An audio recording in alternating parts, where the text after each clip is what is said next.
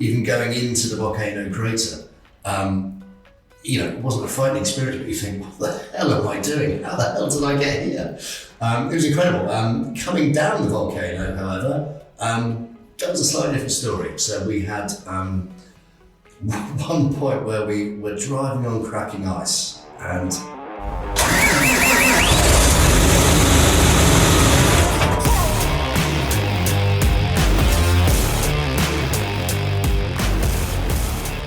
welcome back to another episode of the HFG Podcast.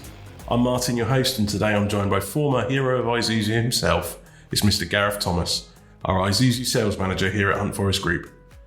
Gareth and I have worked very closely together over the past couple of years to push the Isuzu D-Max product in our area of responsibility, and last year when we were awarded the Arctic Trucks franchise, we decided to up the ante that little bit more.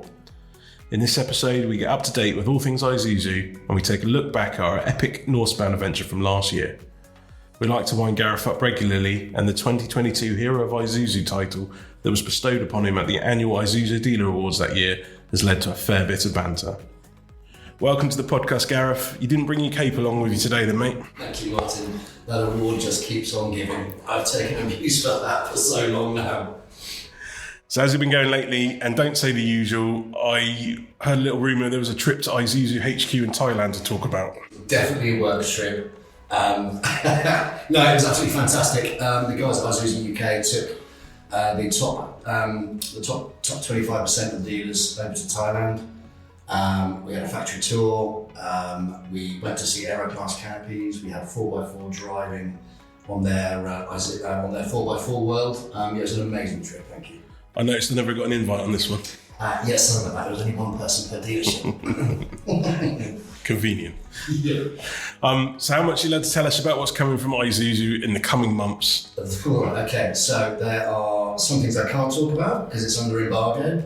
However, I've got two pieces of great news. The first of it being the new edition, which should be with the dealers towards the end of April.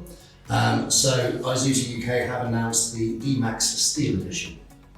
So these are going to have the wheel arch fender flare kits in dark grey, rear arch extensions in dark grey, roof rails are standard, electric folding mirrors, we've got a dark grey Isuzu emblem for the grille, tailgate assist with the damper, a special limited edition steel grey mica paint, we've got branded embossed headrests, steel edition side graphics, branded LED scuff plates, illuminated puddle lamps, tailgate badge, and branded luxury carpet mat set. So all of these are standard, above and beyond the standard V-Cross spec, which as we know is a very good spec. So there's no sort of hardware as in performance improvements, it's just purely cosmetic as such, but purely cosmetic on this one. There's quite a lot involved there. There's a lot involved there, absolutely. Now the other lovely thing about this is it is a limited edition, so there will only be 300 vehicles coming to the UK. You heard it, so if you're interested in the steel edition, better give Gareth a call right now. Got to be quick with this one. So as an EV driver, the announcement of an electrified pickup certainly had me intrigued. Did you get to see it when you were out in Thailand? We didn't. No, that was very much under wraps. So yeah, we were allowed nowhere near that part of the factory, unfortunately. But yeah, we were all very interested to see it, but yeah, we didn't get a chance. And what kind of features have you heard any? What specs we can expect from that? Yeah, I think so. The first ones to be produced they are concentrating on left-hand drive models for Europe. Main reason for that, obviously, is Norway is set to be EV only sales in 2025. So they've got a much closer time frame. So they need to concentrate on that market first. Right-hand drives will follow. They are committed to doing the electric pickup truck in the UK.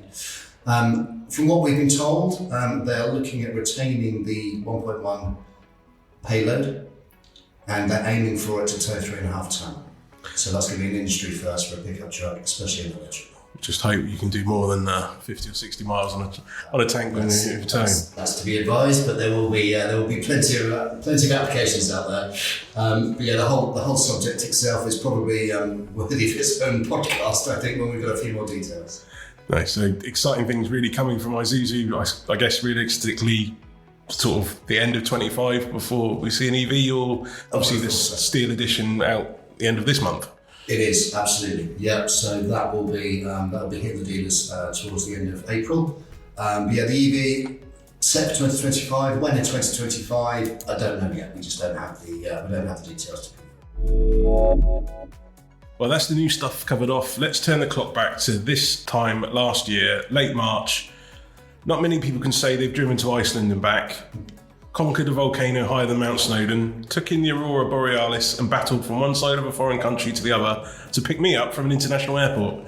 Gareth Thomas, you are most definitely the first to have done that. Do you know what? Before we set off, I was actually worried that we wouldn't have enough content to put a whole video together. How wrong I was. The amount that was left on the cutting floor is quite frightening. You may have thought it was over, but for one final time, we are going to head Norse Bound.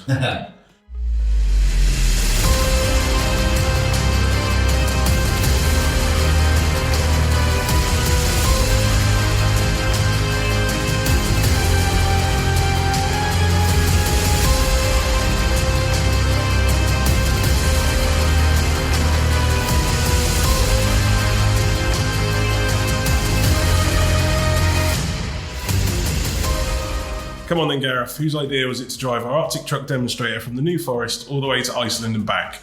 How did that come about and why? Okay, so this is it was my crazy scheme. It's actually a tamed down version of my original idea. So with the Arctic Truck, we could have done it at launch at a 4x4 centre. We could have done a reveal in the showroom with a cheese and wine evening. I just felt it needed more. I just felt the truck and its capabilities, we needed to show it off essentially. So my first plan was to drive one to base camp at Everest, which you can drive to from the Nepal side.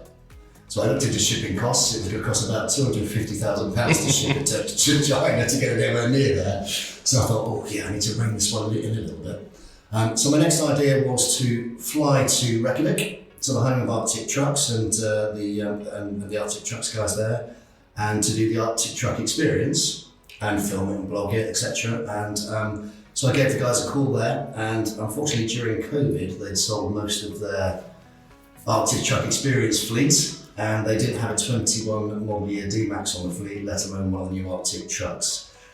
So I thought, okay, we'll drive one there then. So for those that didn't follow Gareth's epic quest online, he was joined by his brother-in-law Darren, and they were gone just over 3 weeks, covering 10 countries en route. I was lucky enough to fly out and join them for 4 days when they made it to Iceland, and wow, what a time we had. The first stage of your journey was a bit of a dodder really, wasn't it? But then it took a bit of a turn. It was extremely easy, yeah. I mean, we would jump in the truck in the morning. It would say 6 or 7 hours or 8 hours, depending on what it was. Lots of motorways coming through Northern Europe. Jumped onto the ferry at the Hirtshals at the top of Denmark. Had a fairly nice crossing, to be fair. 2.5 days of absolute boredom, but we made do. We had a 6-hour stopover on the Faroe Islands, and then we docked at Iceland, and everything looked great. And then it snowed. And I've never seen snow like it. It was absolutely unbelievable. So nobody was allowed to depart the boat. The mountain pass was shut. There's only one way in or out of the port, and that mountain road was shut. And they were sending blowers and snow plows over, the size of which I've never seen before. These things were huge. And the snow was coming down quicker than these guys could clear it. And that's quite intense really. You've been on the boat for 2.5 days, and then you sort of think you've got to your destination, ready to disembark, and literally you lock back up in your cell almost. I can't imagine the rooms are very big on the ferry. They're absolutely tiny. No, that was one of the jokes of the entire crossing. Now, I think at that point we sort of realised that Iceland probably isn't quite a normal country when it comes to weather. I was expecting to drive on some snow, on some ice. Of course it was. That's what we were there for. But not like this. And if I remember rightly, I was meant to fly out and join you on the Thursday, by which time you'd have had 2 days to casually take in the sights and the scenery of the northern coastline as you made your way to the airport.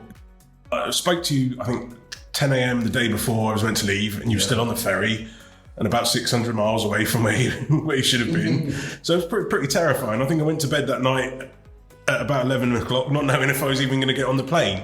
And it was still a bit unclear at 3 a.m. when I got up to leave for Heathrow. Yeah, it was literally like that. We were checking the weather reports. There's a great website in Iceland which shows you all the roads and the road closures, when the next update's going to come, and we'll be looking at weather reports on a hour by hour basis. And that time we just didn't know whether it was worth you flying out. We didn't know how long we would be stuck there, if indeed we were just going to turn around on the boat and come home again. But you managed to get out eventually? Well, you did, because you managed to pick me up. We did, absolutely. So we all had to go over in convoy. It was the only way we were allowed over the mountain pass.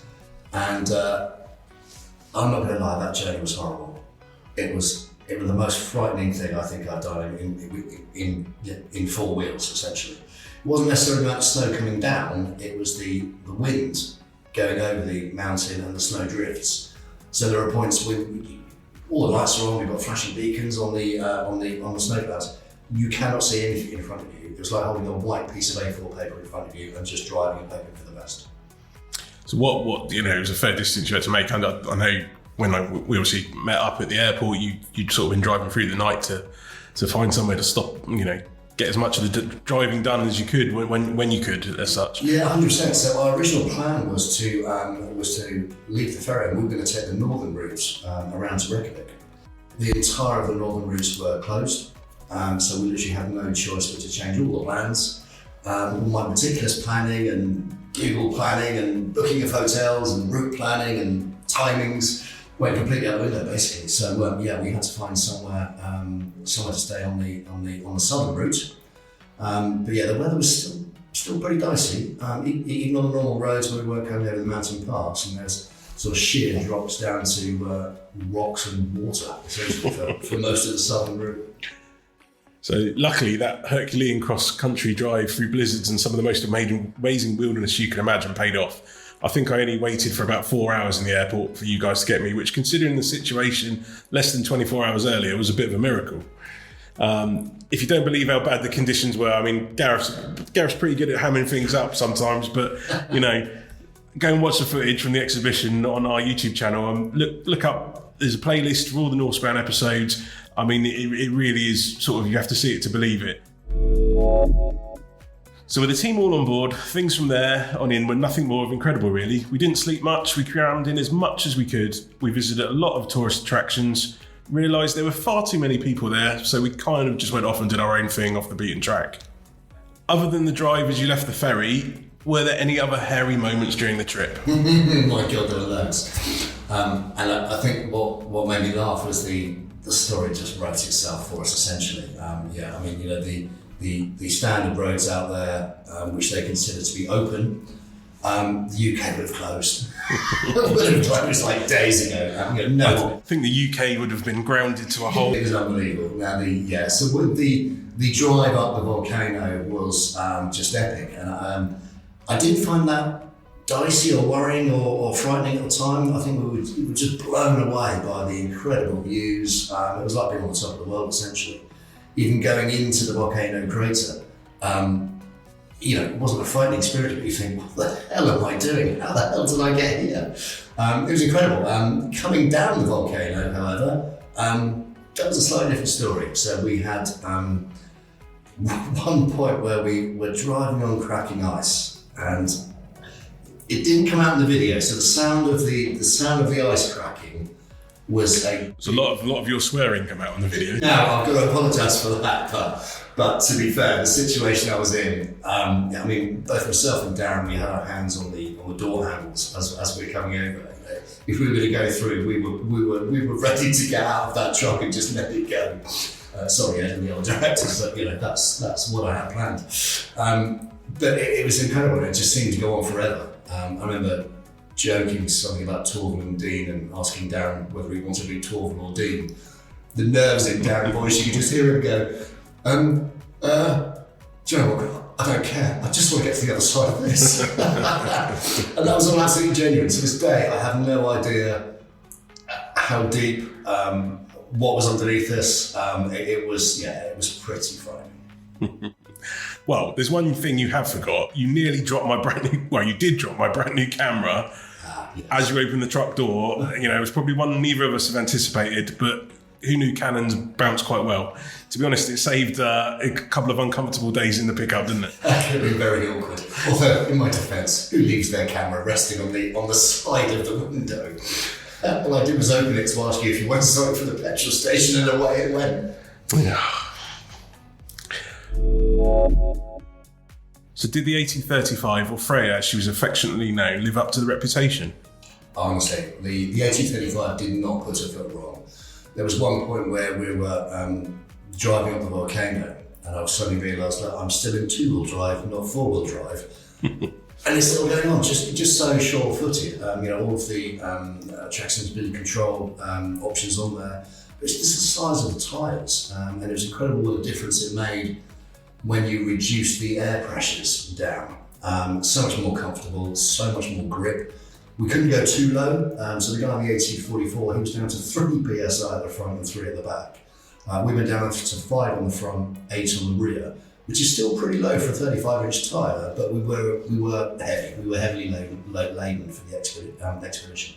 So other than the tyre pressures and the quality of the 35-inch tyres, what other feature really surprised you about the AT35, having sort of given it a real-world test? Do you know, I think one thing that really stood out for me was, as I said earlier, we were jumping in the truck and we had 7 or 8 hours driving in front of us. It just wasn't the problem. It was, it sounds brutal, but we'd be jumping out at the other end and fuel pressures are daisy. There was no climb out of it exhausted. It's just such an easy vehicle to drive, and even on the Icelandic roads and the long days that we. Something I noticed: Icelandic roads are incredible compared to single track roads with all that weather going on. Amazing, yeah. The condition and no potholes in their roads, isn't there? There are not even any marks where they've had to repair a road. Slightly different to the UK. Yeah. We were blown away by the quality of the roads. We covered a few miles when in Iceland, but you and Darren were together the whole trip. How many miles was it in total, and did you get on okay living in each other's pockets for 3 weeks? Do you know what? We absolutely did. We just loved our way throughout the entire expedition. I think we were both so fortunate and lucky to be there. It was a once-in-a-lifetime trip. And we get on very well anyway, of course we do. But yeah, we had a great time. We had an absolute blast. We just kept ourselves amused. No problem at all on that front. And what was the total mileage in the end? No, you put a few miles on the clock of the truck. Yeah, I did. So I think we ended up, I think the trip was well over 5,000 miles was the planned trip. What I wasn't expecting to do was the amount of driving that we did when we were in Iceland, because we sort of set ourselves a fairly brutal schedule, to be honest with you. I think we ended up being closer to 8,000 miles than we were at the 5,000 mile mark. That's a lot of money at the fuel station. Well, we did do some fuel. Luckily, it is cheaper in Northern Europe than it is in the UK.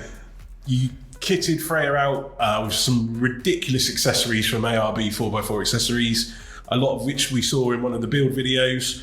I know we joked about it when we were driving around in Iceland, but we never thought we'd actually get to use half of them. And if my memory serves me correctly, we were there one of these occasions just joking about how we were ever going to use a winch, rounded a corner in the road, and the perfect opportunity arose. Any excuse to get the cake back out. We came around that corner and apparently my voice just went really excited. Oh my God, there's people in trouble. We can use the winch. I was delighted to see someone in trouble. The funny thing is, since we've been back, I've had so many people say to me, was that staged? I was like, absolutely not. There were two.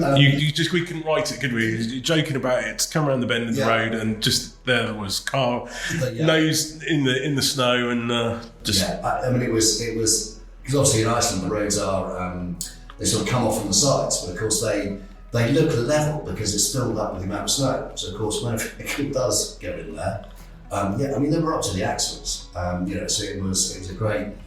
We did ask their permission to film it, which was quite amusing. They were like, "Yeah, just help us." But yeah, the story really did write itself, and the kit we had on board, there were some things that we didn't use, thank God. But there were some things that, do you know what? Genuinely, we needed to have those things with us. Yeah, you made a meal out of getting them out before you actually got the winch out, but I think it was because they were female and you're trying to impress them, but that's a story for another day. There's probably a podcast on its own as well. So even though I was only with you for less than half of the trip, I think we both probably agree on this one. What was your favourite part of the whole expedition? Okay, so I think we both wanted to, we both needed to. It was what we planned, but for me, the Northern Lights were absolutely outstanding. What was quite amusing was, talk about jamming. You flew in for the glory bit. Let me put it that way. But literally, the first night that you came out there, we were all taking in turns to watch out for the Northern Lights, and we had the Northern Lights on the first night that you came out, and they were absolutely stunning. And you, being the avid professional that you are, you were pleased with the pictures, but you just felt there was a bit more that could have been done. Yeah, I got a little bit annoyed with the amount of other people enjoying the lights, the car lights and horns that were blaring from our. It was quite busy. Yeah, so you set off at 7 o'clock in the morning, went out and scouted another location just in case we were lucky to see them again. And then, we had the Northern Lights on the second night as well, but luckily we had a location to go to, and I remember at the end of that evening, you were like, yeah, okay, I'm happy now. Yeah, I mean, it's something I've always wanted to see, I guess, but yeah, to photograph it and then I think actually we could do a better job of photographing it. I think we managed to do that on the second night, and to get the truck in underneath the lights as well was probably, if we'd set out one unachievable goal probably from all discussions about the trip, that was probably it. It's got to be that, hasn't it? And the really funny thing was we made a collective decision. I'm going to say that because, we did see that. I'm going to say that so I keep myself in trouble. That we weren't going to say, obviously the directors were, wanting updates, pictures. Don't condone lying to your superiors in any way, shape or form, but everyone kept asking us, how are you getting on? Have you seen the lights yet? And no. Yeah, so we denied all knowledge because we kind of had in our minds that if we sent the directors the Northern Lights on the first night, how the hell do we follow that up? We kept that safely in the bag. And we did tell them on the last night that you were with us, didn't we? And to be honest, we kind of did follow that up. I mean, how do you top the Northern Lights? For me, which come pretty close. I mean, you've mentioned it already, the Volcano. I never anticipated I would be in the back of an AT34 with a tailgate down, bouncing up and down, camera trucks clinging on for dear life, filming Gareth as he's driving up behind me to the top of a 1,000-foot mountain volcano covered in snow. But you asked me how well me and Darren got on bike. Well, I mean, that day, I said we laughed our way around the trip. I mean, we were really laughing at you. I mean, you were literally in an open back of an AT44, bouncing around, filming us. We just found it highly amusing. But you dedicated to your job, Mark. I was going to say, I mean, I was expecting it to be cold. I mean, it was pretty uncomfortable, but it was just the view, as you've already alluded to, was just incredible from the top. It was stunning, and when you, I think the panoramic that you did when we were up there, just to show that, we're as high as the other peaks of the mountains around us. It was that feeling of, oh my God, how the hell, how did we get all of the way up here? The views were just breathtaking. No other human inhabitants, no houses, no sounds, and then we've driven our truck up here. Didn't even walk. That was the whole thing. It just, we got the truck up there. It was, I know these climbers which conquer Everest and things, I'm pretty sure they have a tougher time than we did. I mean, we literally were the nice warm. You had the heating on. You had the heating on, absolutely incredible. I mean, on a par with the Northern Lights, I think it's probably... It probably was, to be honest. I think it's got to be fair, isn't it? So the big question is, would you do it again? Let's be honest, you're not really a fan of the cold weather, are you? I really hate being cold. I do generally wear thermals if it's below 10 degrees. So that's normally about June, July, I'll think about taking them off again. I mean, it was cold, but we had the right gear. It wasn't too bad, was it? It was like about -8, -10 most of the time, but it was quite pleasant. We had one night where it was -17, -18, which killed the GoPro battery, so we had to start again with, I can't remember which bit we were doing.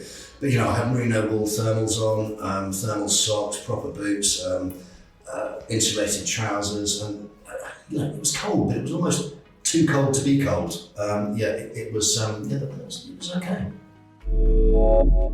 So what's the availability of the Arctic Truck AT35 for anybody looking at buying one? And is Freya still available? I know she was at one point. Freya is going to be coming available, so I'm going to have to finally let her go. I've been fighting with the directors to try and keep her. She will be coming on the market quite soon. So as you mentioned, she has a fair amount of accessories on her. So it will be. It'll be an interesting one, but yeah, we'll make a big announcement when that truck goes on the market. And I guess for anybody that's not really aware of an Arctic truck, what's the difference in a nutshell between the AT35 and a normal D-Max? Okay, so we take our top of the range V-Cross, which is a extremely high specification vehicle anyway, and it then goes to Arctic Trucks. And now the guys at Arctic Trucks then basically re-engineer it. It's not a lift kit and a set of flared wheel arches. There is so much work that goes on that vehicle to make it as capable as it is. And I think that's what we did prove is, they'll take a standard V-Cross with all those lovely features and all that comfort, etc. on there, and they'll turn it into something that you can literally drive outside of a volcano and into a volcano crater. Yeah, you heard it there. We've been there, we've done it. Yeah, absolutely. Yeah, box ticked. We mentioned earlier, you said it, we have so many accessories on Freya. We're franchise dealers for ARB. Absolutely, yeah. And that really sort of came out of the sort of trip as well. We were working very closely and have done with ARB for a number of years. Isuzu UK themselves are now offering an awful lot of the ARB products, we're a full franchised authorised ARB dealer, as well as the ones that we can supply for Isuzu UK. So we're able to fit those to any make or model, basically. So you heard it, if you're looking at a new truck, normal Isuzu D-Max or the AT35 or any accessories for any make of 4x4, give Gareth a call today, book a demonstration, and you can know full well he's not trying to sell you something that he hasn't tested himself. The new limited edition Isuzu D-Max Steel is available now from Hunt Forest Group. This new premium lifestyle pickup includes an entire suite of tailored accessories and comes in a distinctive steel grey mica colour. Limited to just 300 vehicles, get your steel edition today with the on-the-road price of £38,495 plus VAT. Call us today for more information.